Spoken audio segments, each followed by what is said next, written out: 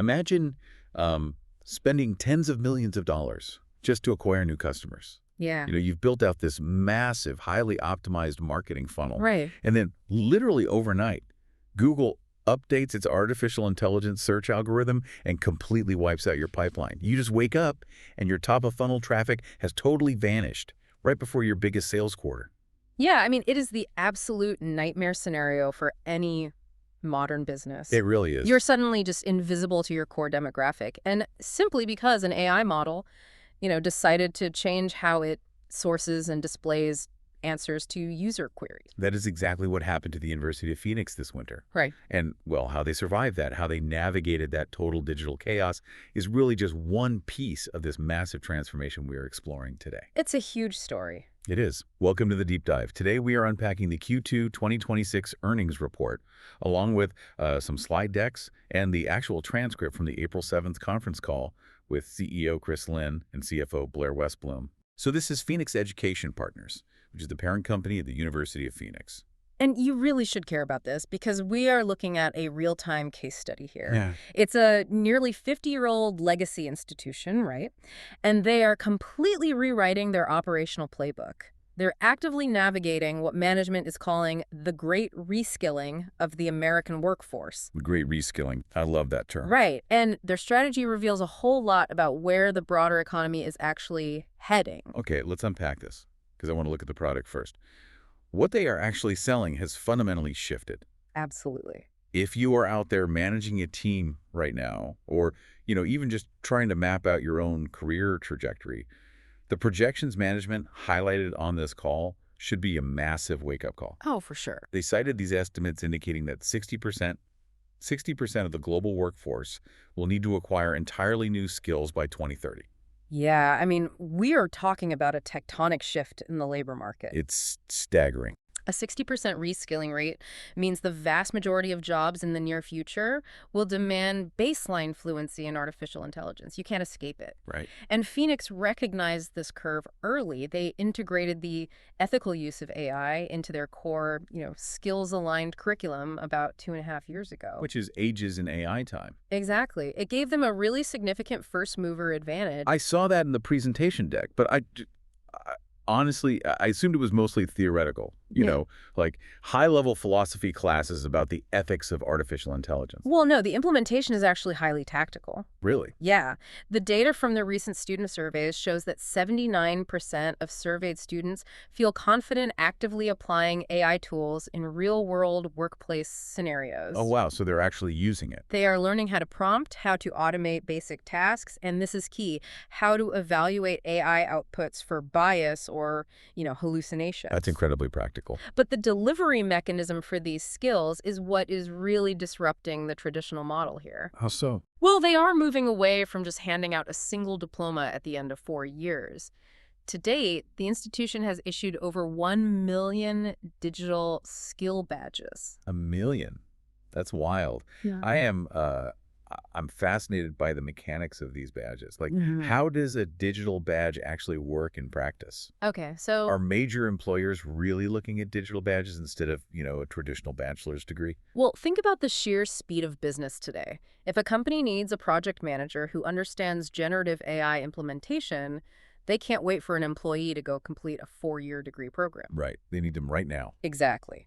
A skill badge is a verified micro-credential. You take a targeted, specialized module, you prove your competency in a specific software or methodology, and you earn the badge. Okay, I see. And embedded in that digital badge is metadata proving exactly what you learned and how you were tested. Oh, so it's not just like a sticker. It has the actual proof attached to it.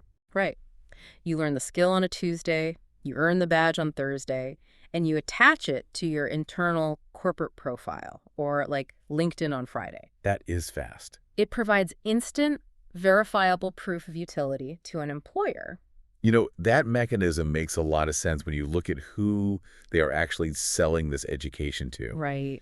I was digging into the demographic breakdown in the source material, and it completely shattered my preconceived idea of a typical college student. I bet. Like, we aren't talking about recent high school graduates living in dorms here. No, not at all.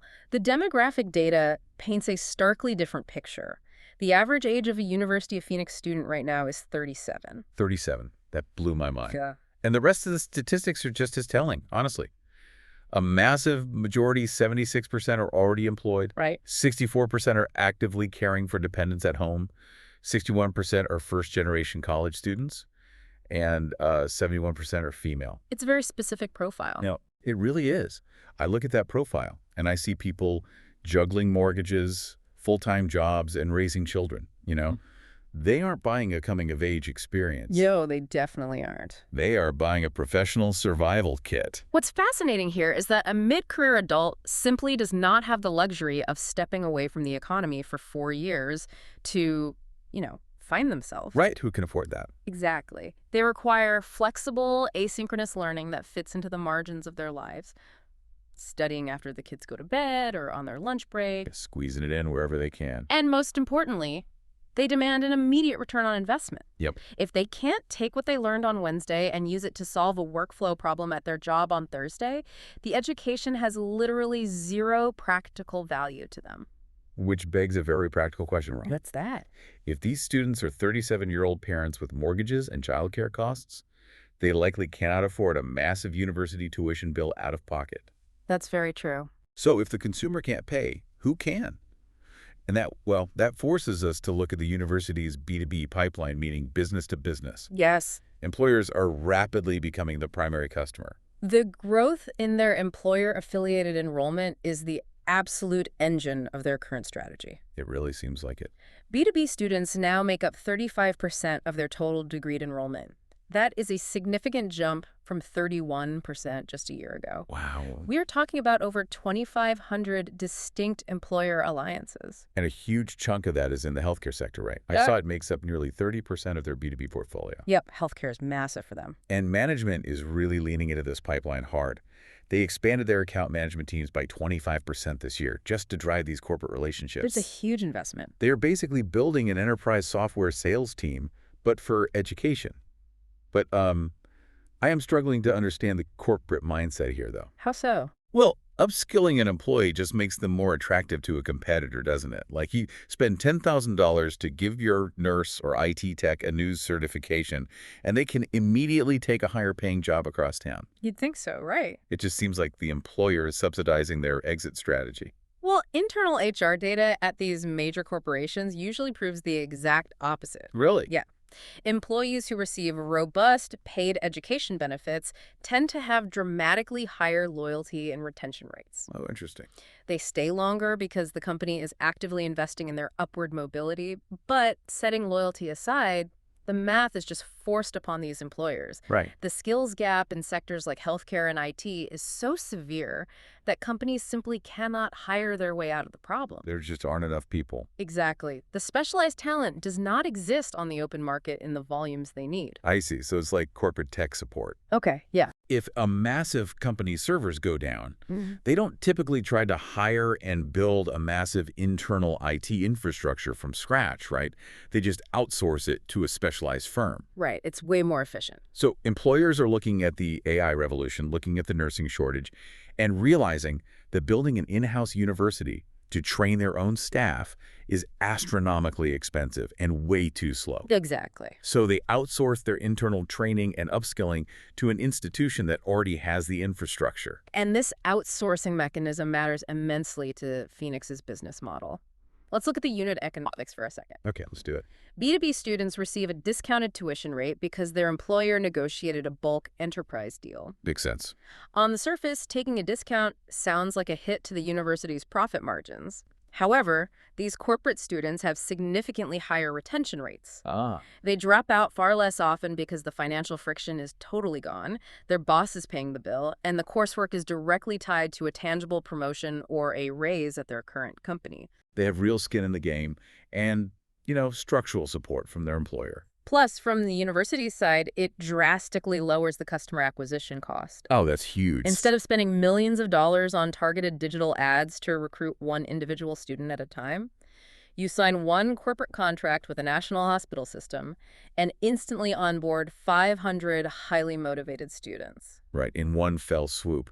So what does this all mean for the actual financials? Because that exact B2B shift, this whole dynamic of corporate bulk buying Yeah, is really the only way to decode their Q2 earnings report. it really is. I had to read these numbers twice to make sense of them. I don't blame you. The financial report looks entirely contradictory until you map the mechanics of the B2B strategy over it. Okay, let me lay out the tension here. Go for it. Average total degree enrollment is up 1.8% to 82,600 students. Hmm? And their retention, meaning keeping those students in classes term after term, is a massive win. Oh, yeah. They hit 76.6% for their recent annual cohort. Yeah, and a 76.6% retention rate is a 500 basis point jump year over year. That's huge. For anyone unfamiliar with financial jargon, a basis point is 1/100th of a percent. So a 500 basis point jump is a massive 5% absolute increase in retention. Right.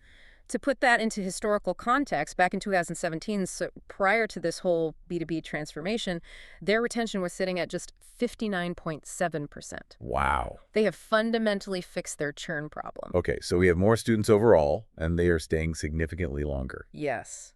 But then I look at net revenue, and it was actually down slightly by 0.4% to $222.5 million. Right. And then just to add another layer of confusion, adjusted EBITDA, which is the metric they use for core operating profit, was up 7.8% to $34.8 million. Correct. That gives them a 15.7% profit margin. Right. Yet GAAP net income fell to $10.8 million. I really need you to translate this for me. Okay. Enrollment goes up, retention breaks historical records, top-line revenue actually shrinks, but somehow operating profit goes up. How do you make more money while making less revenue? Let's break it down piece by piece, starting with the revenue and the profit margin. Okay, let me try an analogy here. Let's see if I'm tracking. Sure. It feels a bit like the Costco business model. Okay, Costco. Yeah. Costco charges less per individual item than a standard grocery store, right? Yeah. So technically, the revenue they generate per item is lower. Right.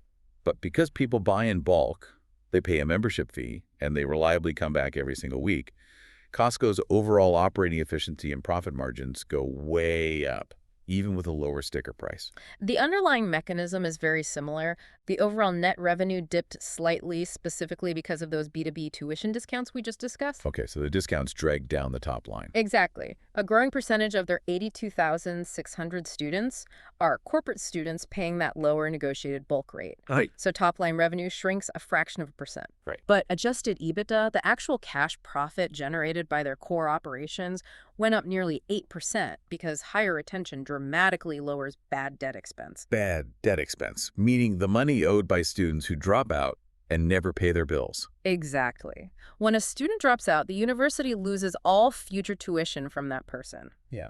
Frequently, they also have to write off the tuition already owed as uncollectible debt.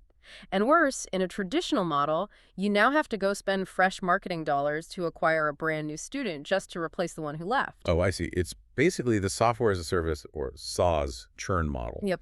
In the software world, it costs 5 to 10 times more to acquire a new user than to keep an existing one.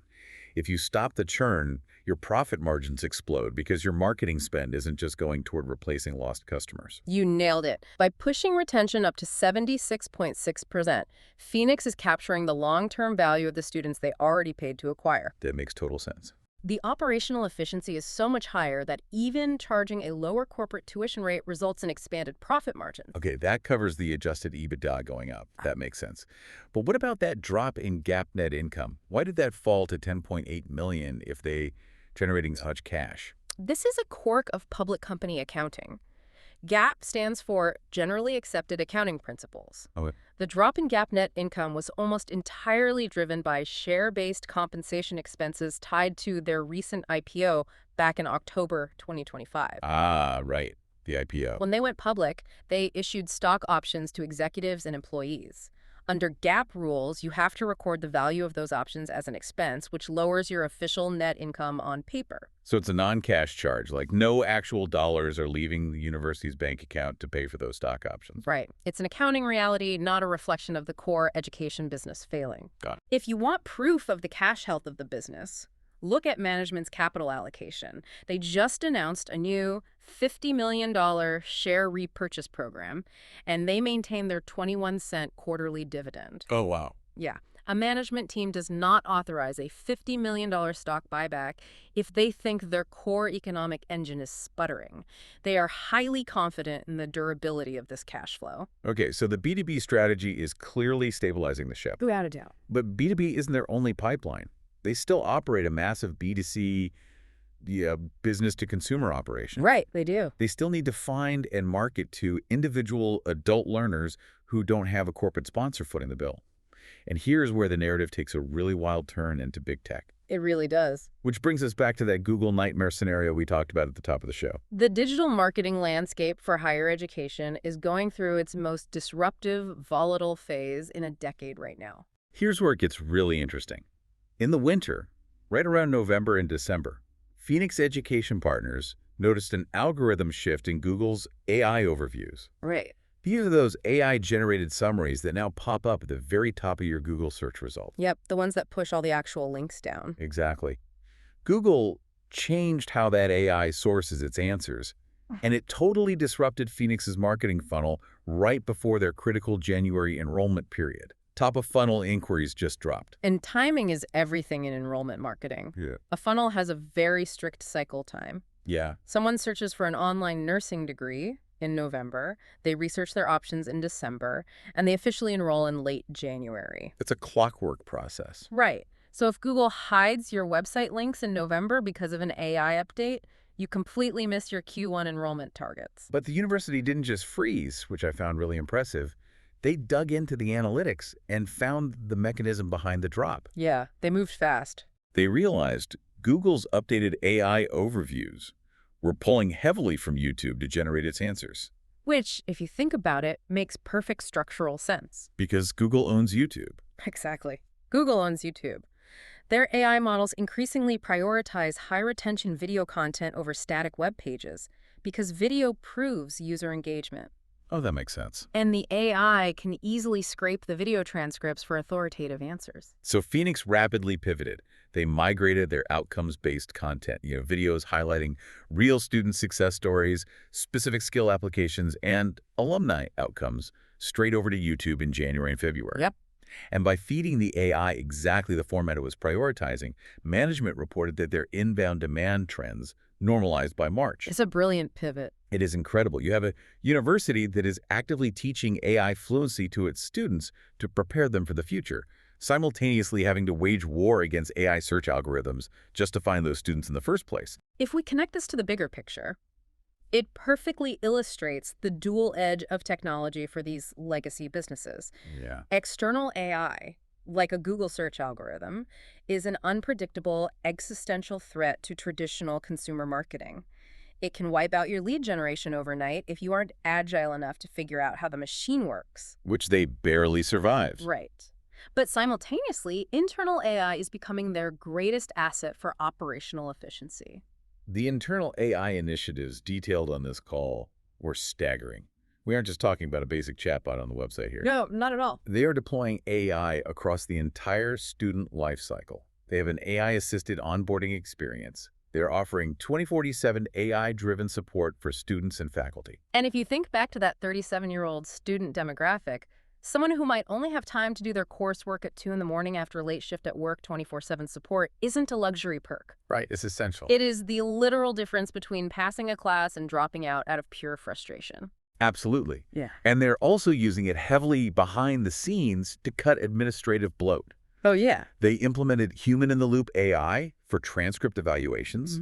Historically, evaluating transfer credits from other institutions is this incredibly tedious manual process that takes weeks. It's notoriously slow. Right, but now AI models read the transcripts and propose the credit transfers, speeding up the cycle time dramatically. Wow. While human evaluators simply review the data and make the final calls. That's incredibly smart. And they also mentioned AI call summarizations. Whenever an academic advisor finishes a phone call with a student, the AI instantly summarizes the notes, logs the sentiment, and outlines the next steps in their CRM system. That is huge. Management estimated that alone saves advisors up to 10 minutes per student interaction. I mean, multiply 10 minutes by tens of thousands of students, and you start to understand the scale of the cost savings there. And it doesn't stop at customer service either. They're using AI analytics to solve one of the biggest headaches in online education right now: fraudulent UEA activity. UEA stands for unauthorized enrollment activity. Right. These are bad actors, often automated bot networks, trying to infiltrate university systems to exploit federal financial aid and Pell Grants. And it was causing massive friction in their enrollment process last year. Real students were getting caught in the security nets. Oh, false positives. Exactly. So they deployed advanced AI analytics at the very top of their funnel to verify accounts, analyze behavioral patterns, and detect fraud before it enters the system. And it's working. Management says this AI shield is deterring the fraudulent volume from even trying to penetrate the university, which, keeps the onboarding process smooth and fast for well-intentioned students. This comprehensive suite of internal AI tools is the mechanical reason they are able to maintain such high adjusted EBITDA guidance for the year. Ah, that makes sense. They guided for $244 million to $249 million in operating profit. Even though they acknowledge that the winter Google algorithm shift means their top-line revenue will probably land toward the lower end of their estimates, their profitability is tracking toward the upper end. They are fundamentally doing more with less. It is a masterclass in adapting to turbulence. Yeah, it really is. You take a hit on the consumer marketing front, so you lean into the B2B pipeline. You use AI to squeeze the operational costs and protect the margins, all while reverse engineering Google's AI by moving your chess pieces to YouTube to fix the marketing funnel. Exactly. So let's step back and look at the total picture of what we've unpacked today. We started with a stack of financial documents, but what we really found is the anatomy of a survival strategy. Yeah. The University of Phoenix is no longer just an education company selling four-year degrees. Yeah. It is a massive reskilling engine. It is powered by 2,500 corporate B2B alliances. It is actively fighting on the front lines of digital algorithm wars. And winning, arguably. Yeah. And it is relentlessly using internal AI to drive huge leaps in operational efficiency, proving that you can actually retain nearly 77% of working adults if you design the entire ecosystem around the reality of their lives. Absolutely. If you are managing a team right now, this report is basically a warning sign. You either build an internal pipeline for AI skills, or you simply won't be able to hire your way out of the gap. It acts as a mirror for the rapid, unforgiving evolution of the modern workforce. It really does. Which raises an important question to consider. Oh. If major employers are increasingly valuing verified short-term skill badges over a traditional four-year timeline, and if artificial intelligence is rapidly accelerating how fast technical knowledge becomes obsolete, Yeah. are we approaching a future where the concept of a traditional terminal degree disappears entirely? Will it simply be replaced by an ongoing lifelong subscription to skill updates? Wow. That is a heavy, fascinating thought to leave on. Thank you so much for joining us on this deep dive into the shifting realities of education, AI, and the modern workforce. Keep learning, keep adapting, and we will catch you on the next one.